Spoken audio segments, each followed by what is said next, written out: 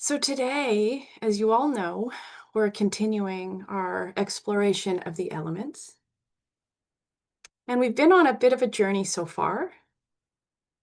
We have gone through the process of feeling that generative heat of fire and the steady ground of earth. And now we are turning our attention to the element of water. And as I was reflecting on water, it occurred to me that perhaps more than any other element, water is a traveler. So its nature is to journey, both in its movement as a liquid, its flow, and in its continual cycle of transformation. So I thought instead of simply listing its many qualities, we could travel with it for a while today. And that will take us from the vast ocean, rising into the sky, returning as rain, gathering as a river, and then finally merging back into the sea. And we will see what wisdom water reveals to us along that journey. And as we begin, so just noting that as with the other elements, this journey, of course, is not only happening out there in the outer ecosystem. So this is not a distant metaphor, right? This same element and this same cycle is moving through each of us all the time. And I mean that literally. The water that carved the canyons and nourished the forests eons ago is the very same water that animates your cells and mine. So this body is the shape an ancient current has taken for just a little while. And the water in you and in me was once a cloud. It was once the sea. It has flowed through countless beings of countless species. So, to feel the many forms of moisture in your body is to connect with the origins of life itself across space and time.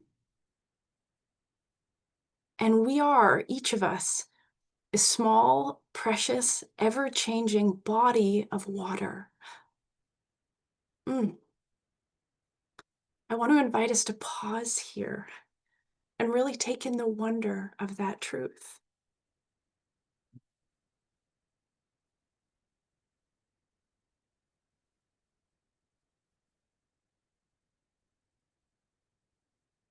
So, as we deepen this reflection, let's begin where all water begins and ends, which is the vastness of the ocean.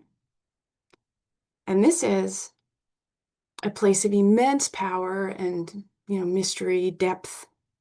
So to me, the ocean represents the great collective, that source from which we all arise. And that source is always giving of itself, always transforming from the surface of the ocean. Then water is lifted by the warmth of the sun, that beautiful alchemy with the fire element. And as it evaporates, it becomes gas. And the meeting of fire and water isn't only an external physical process, it mirrors something deeply human. So the warmth of our attention, especially when it's kind, can begin to melt what's frozen and rigid within us, also within others. And when that warmth reaches the heart, and we've seen this often here, something long held may soften and spill forth. That can be tears, emotion in motion. It can flow out of us. And the same way that steam rises, this release carries what was bound within into a new form. But it doesn't stop there. This journey of ascent culminates in an act of profound release, and something many of us are experiencing today as rain. So after consolidating itself into clouds, that water lets go of the sky and it offers itself back to the earth. I think this is so profound and courageous that rain doesn't cling to form or to elevation, but instead it descends freely. And when it does that, it cleanses the air, it soaks into the soil, it nourishes not only established roots, but new seeds. So rain shows us how release can be so generous and how what we surrender can serve as a source of renewal in our own life, as well as in the greater ecosystem around us. And then following this path, once on the ground, held and channeled by the earth, water begins to gather. So it finds its way to itself. It forms puddles, and then streams, and eventually rivers. And in early Buddhist teachings about the elements, so in that Satipatthana Sutta, we spoke about this last time, this is known as āpo-dhātu, which is the principle of cohesion. And this is the force that draws things together and gives water and life, for that matter, its fluid connected form. As a river, water teaches us so much. It teaches us how to navigate life. When it meets a boulder, it doesn't declare war or give up flowing, right? Like it flows around and over and beside, responding to the shape of the landscape. The water adapts. And all the while it stays true to its unfolding with fluidity and grace, whatever that looks like. And over time, interestingly, that same gentle, steady flow can wear away even stone. So it models a way of softening what seems unmovable a little at a time. And rivers teach us about carrying our experiences too. So a river doesn't separate what's pleasant from what's painful. It carries it all, fallen leaves, broken branches, blossoms, silt, all of it held in that same current. It doesn't cling, it doesn't reject. So it moves with what is given, allowing it all to be part of the journey as it flows. And I feel like through practice, this is what we are learning too. How to let the 10,000 joys and sorrows, clarity and confusion, and all the different aspects of life experience move together. So not forcing them downstream, not damming them up, just allowing them to be held in the flow of presence, one moment at a time. And inevitably, every river's journey leads back to the sea. When the boundaries of self, so those riverbanks, they come to an end,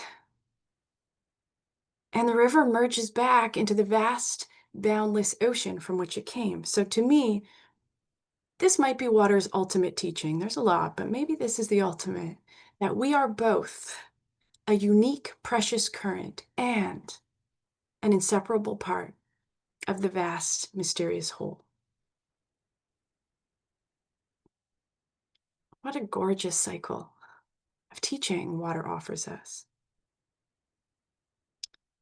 And having said all that, I want to name clearly that this, flowing, life-giving cycle that I've just described is the balanced expression of water.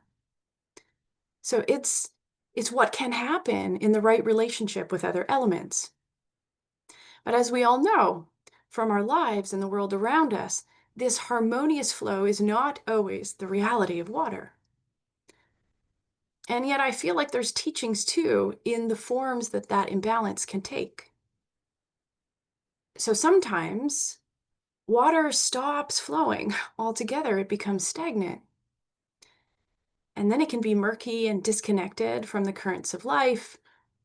It lacks the enrichment of air. And in our inner ecosystem, this can be the feeling of being stuck, of holding on to old resentments, how we wish things were, any number of things, or of being shut down or disconnected from ourselves and the world around us.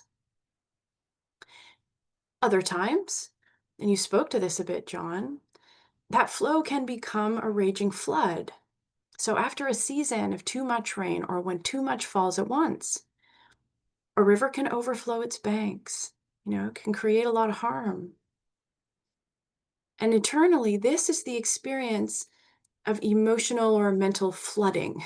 So when the intensity of feeling or the volume of thought overwhelms our capacity to stay grounded and have that healthy containment by our inner earth. And then, of course, there can be drought.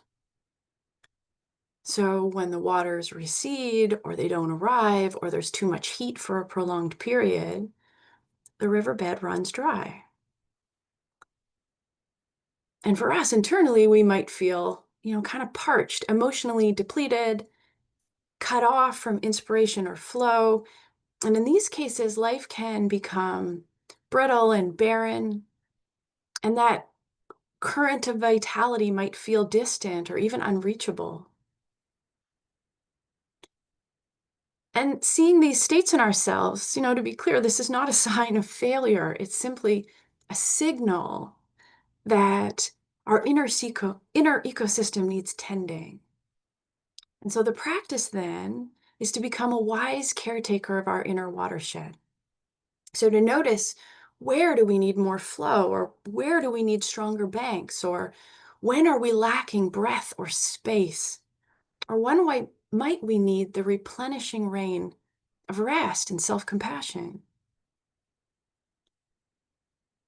So the invitation in our meditation today is to connect with our inner water element, not with an agenda or to fix anything, but with a simple, loving, curious presence.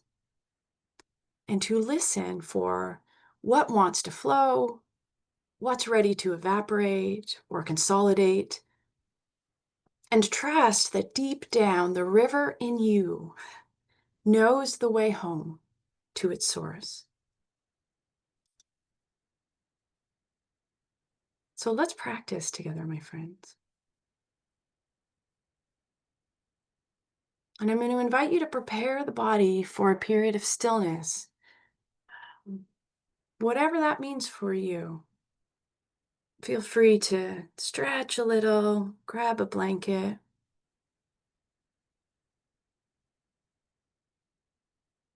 And letting there be room for some fluidity in the posture you choose today. So, as is always true, but especially today, this is not about finding some way to sit where you can be a mountain today, okay?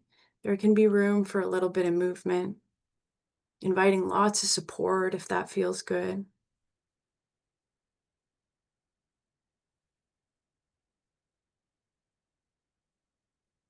And allowing the body to settle into a posture of groundedness, of ease, of flow.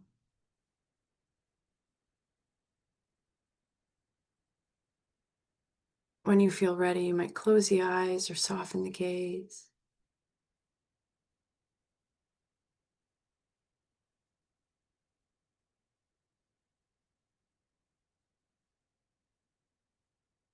And bringing your awareness to start to this rhythm of your breath, just as it is. Tuning into, befriending this natural ebb and flow.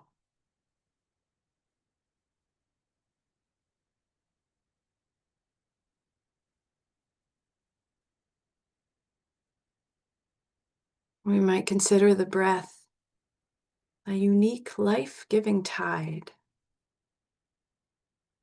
It's with you all the time. Noticing what's it like today, right now, this breath.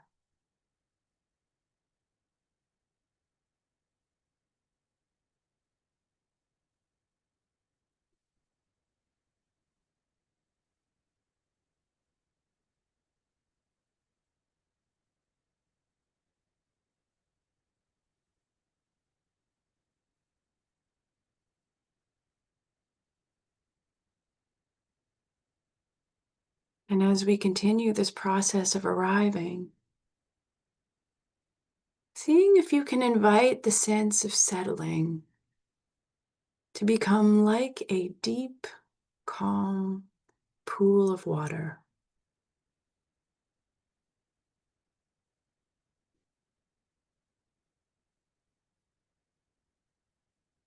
So each breath might be a little ripple, expanding through the stillness of your small, precious body of water.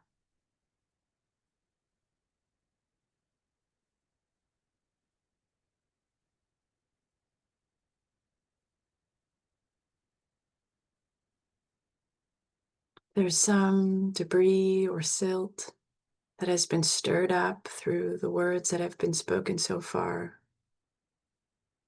You might visualize that slowly settling to the bottom of the pool.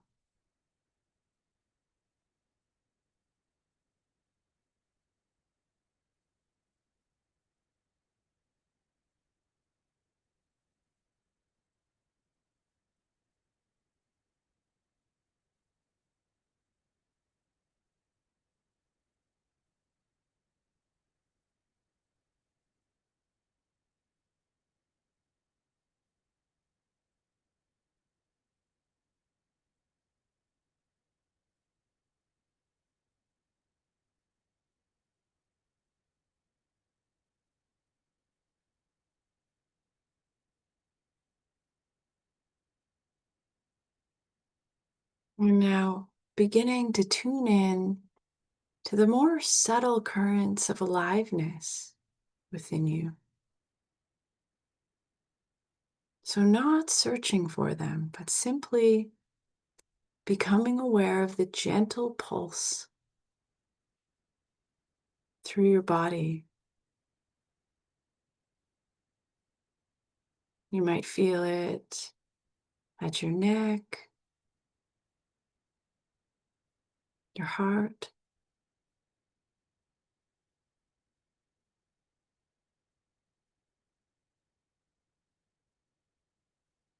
This quiet hum of energy in your cells.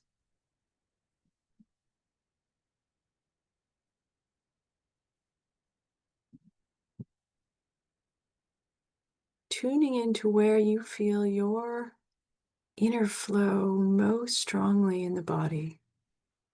This current of your own aliveness.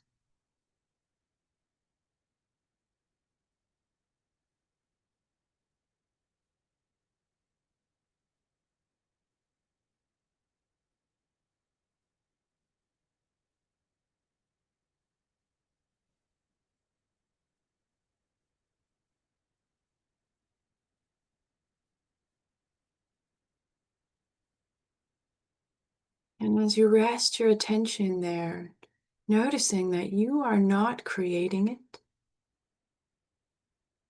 you're not directing it, you are simply sensing the life that is already moving through you.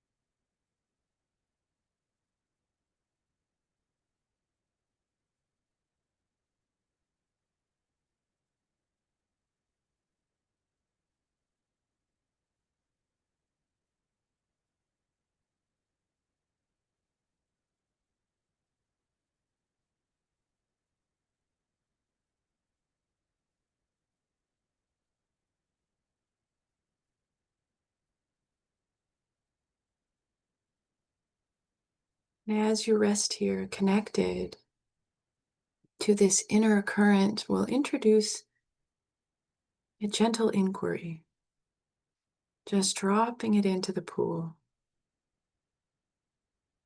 Not a question to be answered with words necessarily, but a felt sense.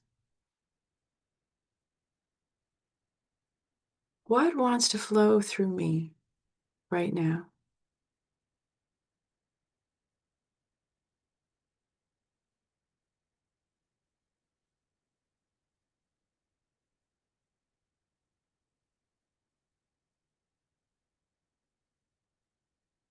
You might sense something ready to move or something beginning to condense. Maybe something is lifting like mist, ready to evaporate and rise.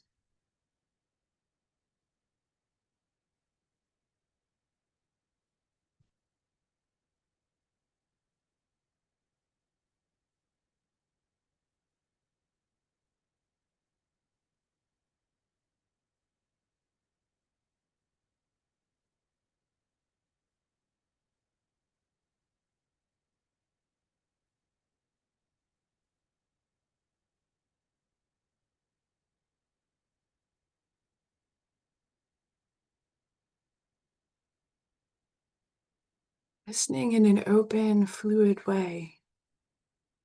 So this could be a physical sensation, looking to release.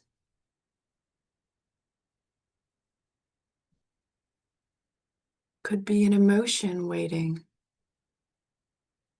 Just below the surface, a wave of sadness, a ripple of joy.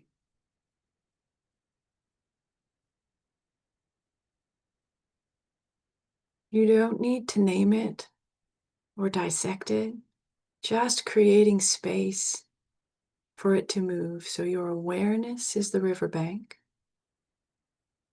wide enough to hold whatever flows through.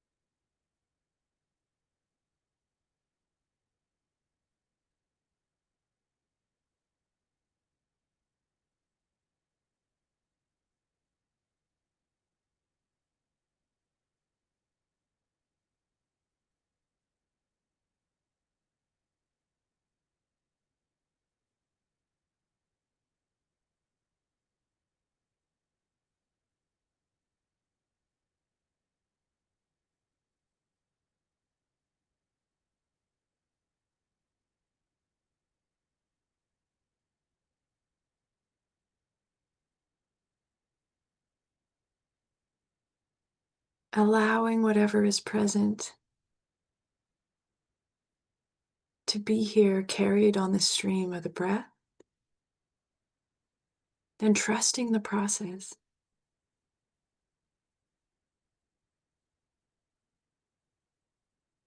Trusting the wisdom of your inner river to know what to carry, what to release or lift away.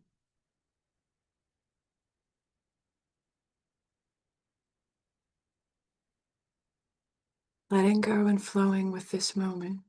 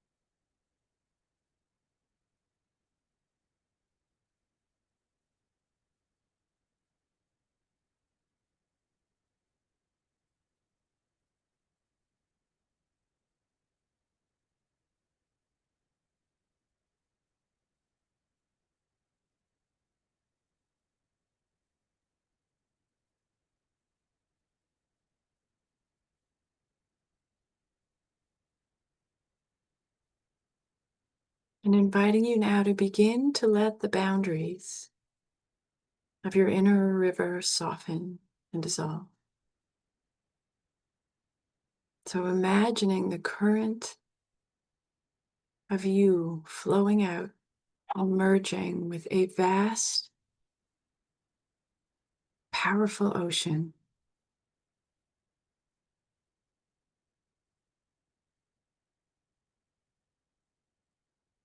Feeling your breath as a wave in the ocean.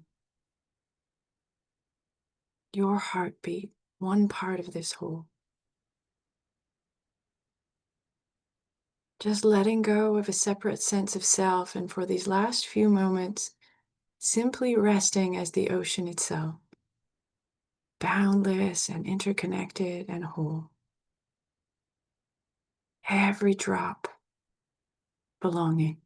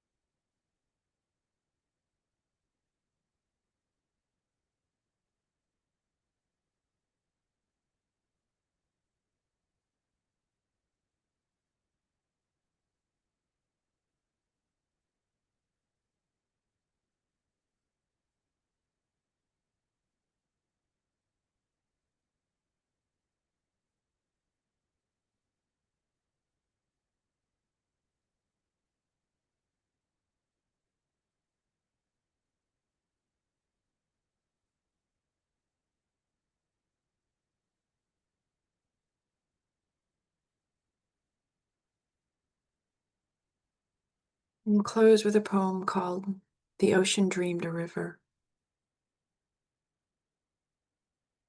The ocean dreamed a river, and you were born. A stream of breath and belonging, flowing between banks of skin and bone. You were taught to fear the rocks, to cling to the shore, to dam your own becoming. But the river in you never forgot the sea. So let the tears come. Let the moment flow. Let the current that is your nature carry you home.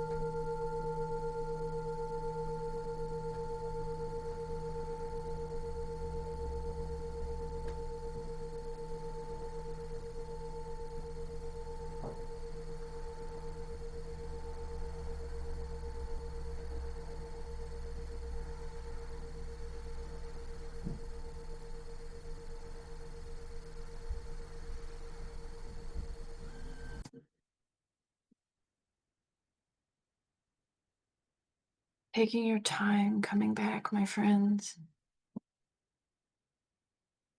You might deepen the breath a little.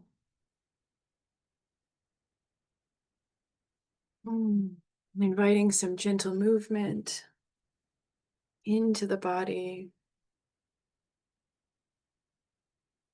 Stretch.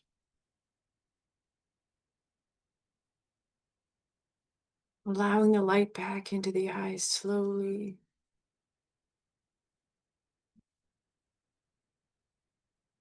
Reorienting yourself with the space you're in.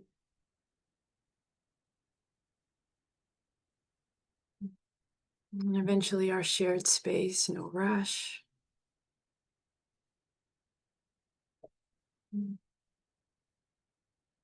Thank you for your practice.